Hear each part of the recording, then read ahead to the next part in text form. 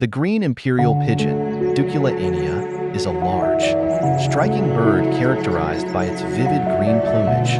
The male typically has a deep green body with a slightly metallic sheen, while the female is generally a paler green. The bird features a broad, white undertail and a pinkish-gray patch on its chest.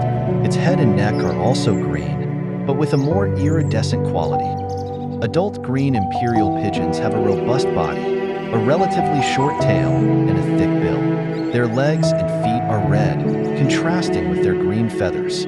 This species is often found in the dense canopies of lowland and hill rainforests, where it feeds primarily on fruits and seeds. Its calls are a series of deep, resonant coos that can be heard from afar, especially during the breeding season.